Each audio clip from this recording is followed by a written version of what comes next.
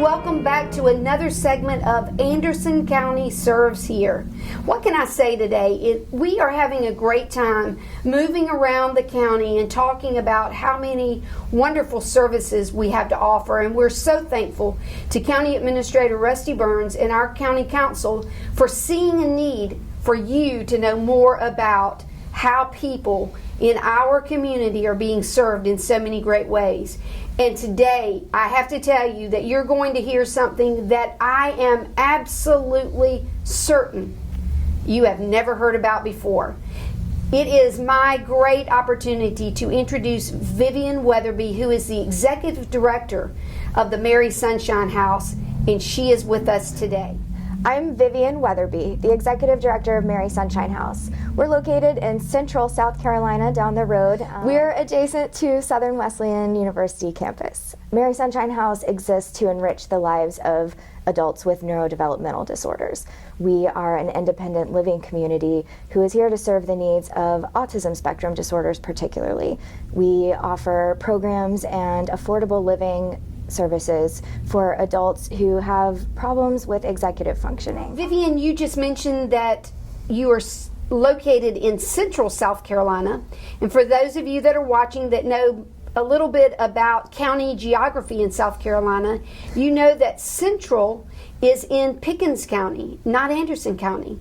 But I'd like Vivian to tell you about the service area of the Mary Sunshine House.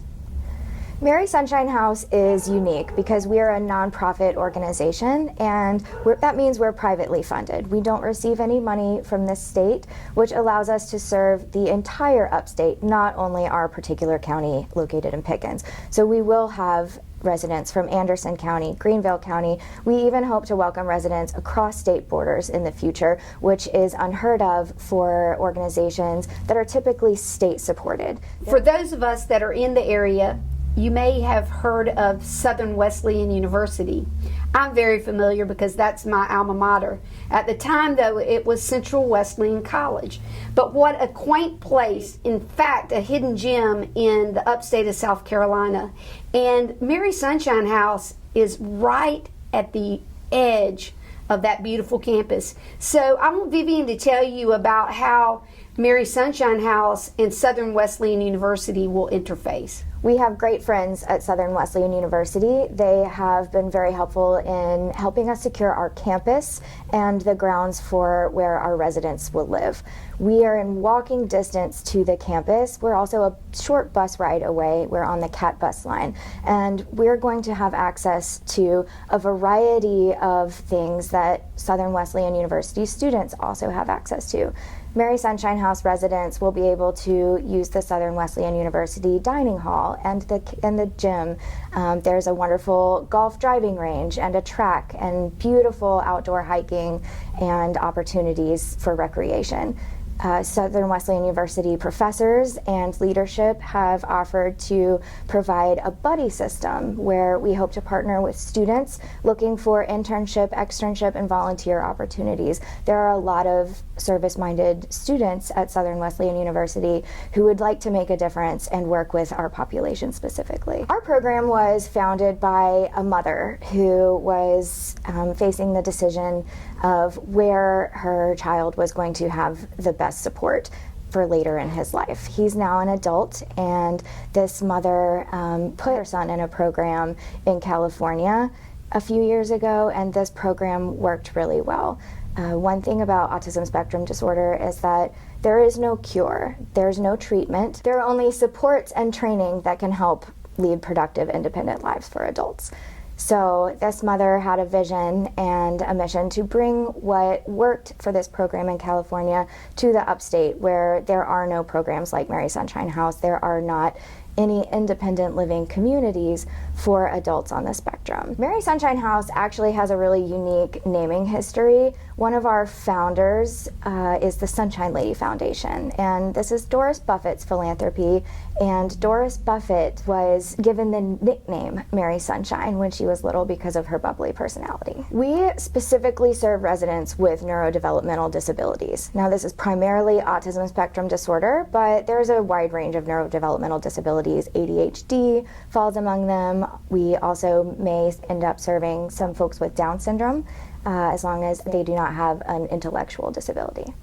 We have 10 apartment units that have just been renovated, and we are actually now accepting applications for residents to live in these apartments. And what we look for in residents are those adults with neurodevelopmental disabilities. They may have head and neck spinal injuries, autism spectrum disorder, other neurodevelopmental delays. To apply, you can give us a call, find us online at marysunshinehouse.org.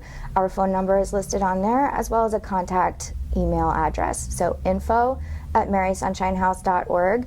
We'll come directly to our team and we'll help you and match you up with the best resources that we can. Parents are extremely grateful to have an opportunity that's outside of some of the supports that are in place by the state right now. Rather than a facility or a group home, we offer apartment living, and we truly hope to enrich productive, independent lives for our individuals that we serve. This is a growing population. The CDC estimates that 1 in 44 people right now are being diagnosed with autism. I expect that number is going to continue to rise as the prevalence is growing. Boys are 4 times more likely to be diagnosed as children than girls are with autism.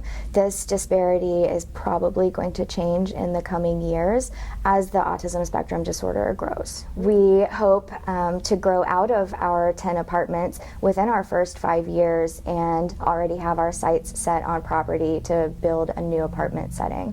Vivian, I know that from my experience of being engaged with Mary Sunshine House, that each of the apartments will only have one tenant. Can you talk a little bit more about why that's important and kind of what the apartment living will look like? Our current apartments have 2 bedrooms, a full kitchen, and a bathroom, but we are planning on only placing 1 resident in each apartment. We feel that that is primarily going to be personal preference, but we would really like to avoid the appearance or the feeling of a group home.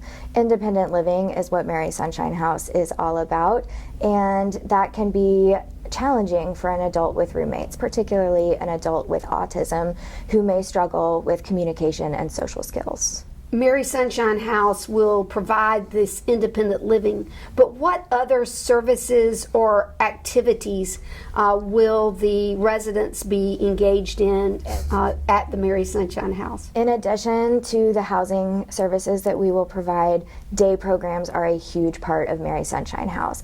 Educational, vocational, and recreation programs are a staple of what we do throughout the week. In the morning, if our residents don't have a job or a volunteer opportunity, we have activities, clubs, and services provided for them. That may range from a morning coffee talk and group chat to sports activities, hiking, taking advantage of some of the opportunities that Southern Wesleyan University is going to allow, such as the gym or the dining hall, as well as those buddy systems. And we also have volunteer opportunities. Can you tell us about how someone could get involved as a volunteer at the Mary Sunshine House? We would love to have volunteers from a variety of different backgrounds and experiences. To get involved, all you need to do is visit our website. You can find our email address on there, info@marysunshinehouse.org. From there, one of the Mary Sunshine House team members will reach out to you and find out what your interests are and how you'd like to get involved. We've had a lot of positive response from state-supported systems who are very excited about our program and what we're doing. There are limitations on what the state is allowed to do right now as far as serving adults. There are a lot of regulations in place that may inhibit an individual to be best served on what their support needs may be. I heard about Mary Sunshine House and what they were doing, and I lived about an hour away at the time. I felt it was a worthwhile cause and worth my time to move to the upstate area because this is an unserved population.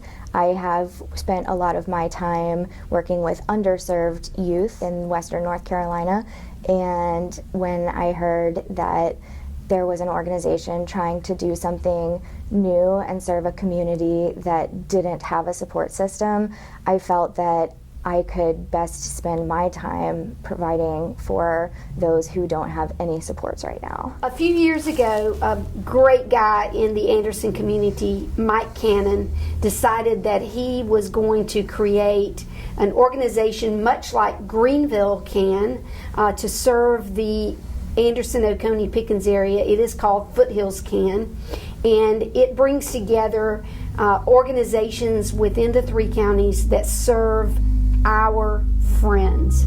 That is a term that's coined by Mike, and he has done an excellent job of continuing to bring organizations together to talk about how we can better serve a population that sometimes gets put to the side or maybe ignored. And he has brought a lot of attention to this population, and Mary Sunshine House has become a part of that.